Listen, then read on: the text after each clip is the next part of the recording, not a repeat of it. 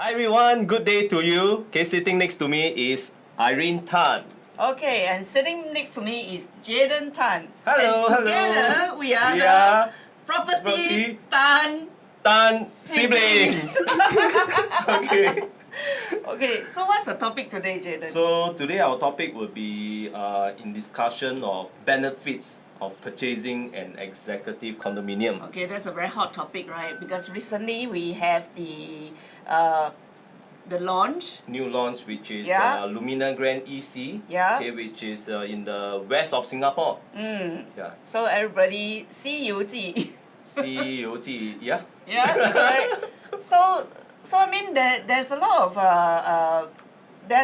of people talking about what's so good about buying EC. So maybe you can enlighten us, like what are the benefits of an EC? Okay, so today we have actually listed down total of 10 benefits. Okay, total of 10. Okay, so we'll go through one by one with you. So the very first benefits that we are going to discuss will be Payment scheme? payment scheme. Okay, payment scheme. Okay, right now, okay, purchasing of EC, there's two different payment scheme. Okay, the very first payment scheme will be normal progressive payment. Then the second payment scheme will be deferred payment scheme. So what is the difference? Okay, normal progressive basically is, okay, you just make sure, okay, the 5% booking fee, okay, which is in cash. Thereafter, within 9 weeks, there's a 15%. Okay, and not forgetting about your legal fee and your stamp duty. Yes. Okay, so and stages by stages, once it's completed, okay, progressively, okay, you start to service your mortgage installment. Okay. Okay, and so then what's so different from the deferred? Okay, for deferred payment scheme, basically just making sure, okay, you have more than enough upfront payment. Okay, and thereafter the full 80% of your construction costs will be deferred. Okay, only upon TOP, then you start to service your mortgage installment. Okay. But basically, there will be some price difference.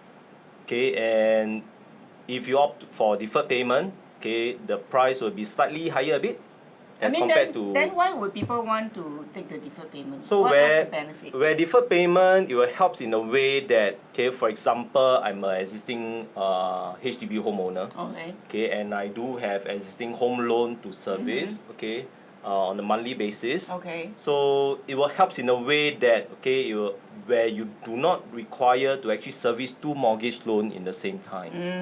Yeah. So it actually makes more sense, right? Less the hassle, less the stress. By paying your HDB loan, and then you have to take care of your EC loan and all that. Yes. So Okay. definitely deferred payment will helps you in a way, okay, where you just mainly focus in one home loan.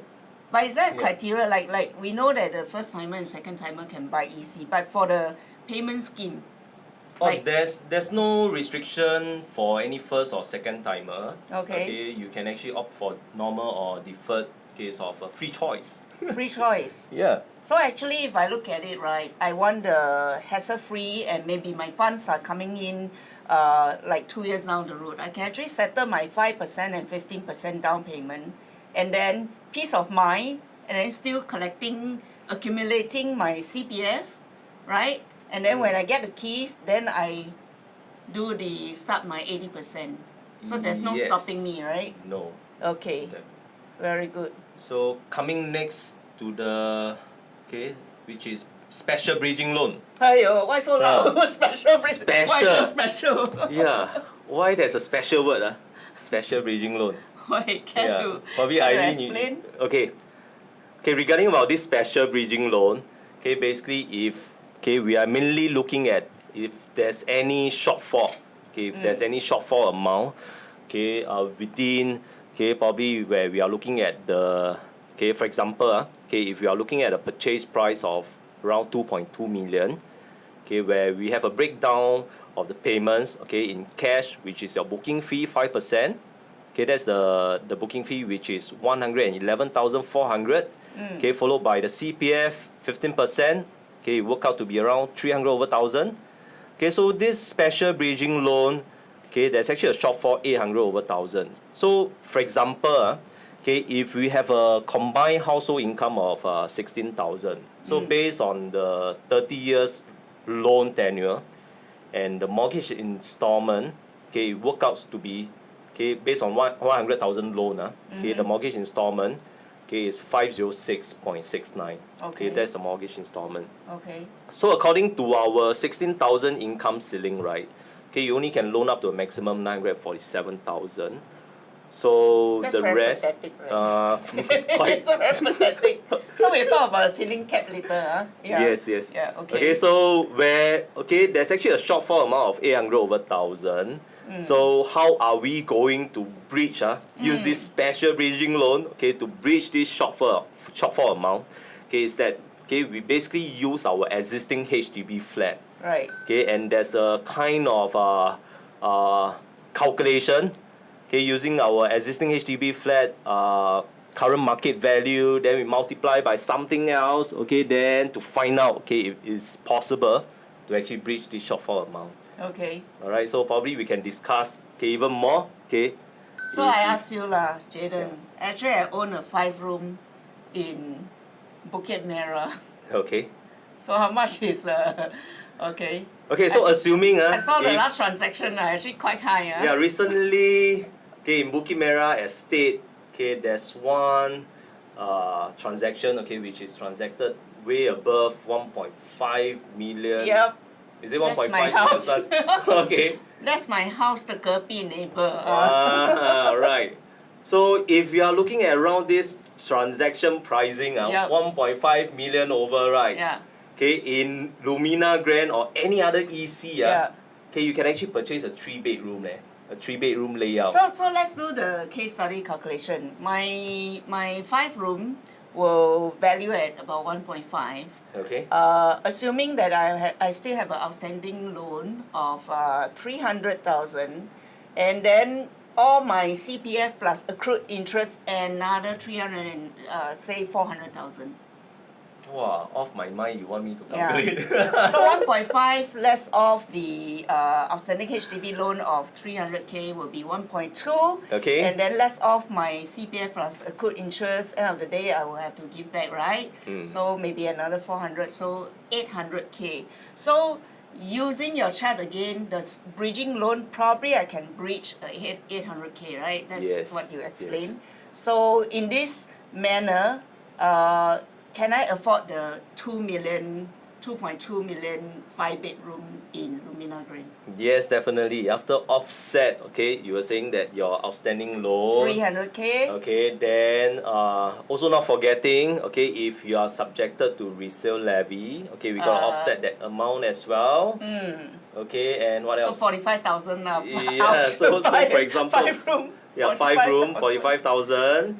Okay, then after you offset everything, right? Yep. Okay, of course, you must have a balance which is more than 800 over 1,000 to bridge this shortfall. So making sure, okay, if you have more than enough, okay, to bridge this shortfall, okay, which means it's good to purchase, okay, an EC unit which is looking around 2.2 million plus. So should I be getting the deferred payment? Okay, if you are getting a special bridging loan, okay, it's actually a must to opt for deferred payment. Okay, makes sense. Yeah. Okay. So mainly you will only handle, okay, which is the 5% and the 15% stamp duty and the legal fee. Okay. Yeah, then the rest of 80% will be deferred until TOP, then you start to service your mortgage Alright. installment. At least I know where are my options lah. Rather than go and Yes. buy good class bungalow, I can actually look at EC, right? Oh, definitely. Okay, let's go back to Okay. the benefits. Alright, so coming next would be, okay, not subjected, no, not subjected, 30,000 yes, up to, okay, CPF grant. yeah, CPF housing grant. Okay, so for CPF housing grant, okay, from, okay, only for first timer, okay, first timer buyer, Okay. who can actually apply for up to 30,000 CPF housing grant, and this will be credited, okay, to the CPF OA, okay, only. And using of this CPF housing grant, you also can use it for the payment, which is at the 15%. Yeah. Actually, in my opinion, 30,000 is not a lot lah. But it's good to have if it's come from. But somehow outcome. I think you will helps, okay, to lower down your purchase price. Of course, Yeah. yes. Okay. Next we have no second home loan restriction, i.e. up to 75% LTV. Okay, regarding about not restricted to second home loan. So for example, okay, I do have a existing home loan in my HDB flat. Okay, thereafter when I purchase an EC unit, okay, you are still able to actually loan up to a maximum 75% of the loan to value. So for example, okay, if you are looking at 1 million, okay, 1 million purchase price, okay, you still can loan up to 750,000, okay, for your EC home loan. Yeah. Million dollar question. 1 million can buy a EC nowadays. Oh. Okay, in Lumina Grand, okay, at least 1.3 million and above, okay, before we can look at any of the unit, Right. okay, which is at Lumina Grand. So I do have a lot of clients and friends says that now property prices are actually very high. You know, property prices are very expensive. So actually my response to them is that it's not talking about price going higher, it's talking about affordability. So with this one, I think the no restriction of the having the full 75% loan to value, I think it gives a peace of mind to be it you're a second timer, you already have a house, right? And you're able to max out your loan, you know, of course with the right tenure and your income, to max it out to 75%. I think that is one sweet spot of buying an EC. Rather than if you go for a condo, you have a HDB on hand, you are going to upgrade, and then, you know, you talk about the second home loan being 55%, meaning a lot of cash and down payment upfront. Next. Next, okay. So you're going to ask me or ask you? What's next? Next is not required to sell existing HDB flat while waiting for EC unit. Right. So probably you want to I think help this us is in good this? because Okay. I hope HDB will not change this ruling. If HDB requires people to sell off their flat before buying the EC, I think So it will what will create happen? chaos. A lot of people will be worried, where do they stay? You know, some people will have in-laws, outlaws, places to stay. Extended family, okay. Yeah. Some people may not have that, you know, option and going out for a rental house again, and that is cash upfront. So I think this benefit and this rule is a very, very empathy rule, understanding rule that HDB, you know, tell us that you don't know how to sell. So overall, Yeah, okay, I think you it's good. still can stay within your Yeah. existing HDB Yeah. flat. Okay. I think this rule should stay. Yeah, that's good. Okay. And then the next one is the no No ethnic ethnic quota. quota. Okay, I so tell you, a lot of people don't, they may be mistaken, like, because buying an EC, there's a lot of HDB ruling. okay. So after the MOP, there's this ethnic quota, So right? where will this happen? Resale flat. Resale HDB flat. Yes. Okay. So a lot of people have this misunderstanding that, you know, EC, because there's a lot of HDB criteria, you know, look like you have to fulfill a lot of things. And is there a ethnic quota restriction when they MOP? So like I'm a Chinese, my husband is a Malay, you know, we buy the EC together, and then, you know, our EC become a Malay house. And then I worry that next time when I MOP, I can only sell to Malay if a Chinese or other ethnic come and buy. So actually, EC do not have this ethnic quota, which I think is a good point. Alright. Yeah, So it is a benefit. Yeah, you don't Yes. have to worry about all this kind of So restriction. any race also can purchase yeah, EC. any race. The race Any is race. money race. They have money, can buy. So it's all about affordability. yes, back Alright. to the keyword affordability. So where EC also not subjected to additional buyer stamp duty. yeah, why are so funny? You see, You want to elaborate? When I own a we- HDB. okay, when we looking in context of purchasing, for example, if I own a HDB, then I want to purchase a private condominium which is at Jayden new launch. Again, Jayden. Jayden, J You like apostrophe Jayden. D-E-N.